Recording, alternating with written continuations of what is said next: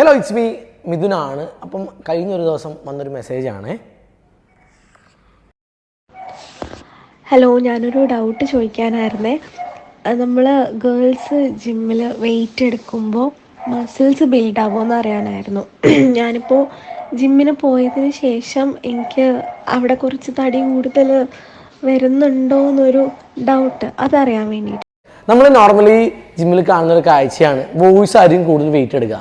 Girls ആണെങ്കിലോ കുറേ നേരം കാർഡിയോ ചെയ്യും അല്ലെങ്കിൽ ഫോർ എക്സസൈസ് ചെയ്യും. അവർക്ക് പേടിയാണ്. കാരണം എന്താ, വെയിറ്റ് ഒക്കെ എടുത്താലും മെഷീനൊക്കെ യൂസ് ചെയ്യാലും ആണുങ്ങളെ പോലെ മസ്കുലറോ ബൾക്കിയറോ ആവുന്നു. കാരണം എന്ന് പറയുന്നത് നമ്മുടെ മസിൽ ഡെവലപ്മെൻറ്റിന് ഏറ്റവും ഹെൽപ്ഫുള്ളായ ഒരു ഹോർമോണാണ് ടെസ്റ്റോസ്റ്ററോൺ. ഇത് കൂടുതൽ പ്രൊഡ്യൂസ് ചെയ്യുന്ന ആണുങ്ങളിലാണ്. അതുപോലെ തന്നെ ഗേൾസിൻ്റെ ഹോർമോൺ എന്ന് പറയുന്നത് ഈസ്ട്രജൻ ആണ്. അതുകൊണ്ട് തന്നെ ഒരിക്കലും ഗേൾസ് വെയിറ്റ് എടുത്താലോ അതുപോലെ തന്നെ മെഷീനൊക്കെ യൂസ് ചെയ്യാലോ മസ്കുലറോ ബൾക്കിയറോ ആവില്ല.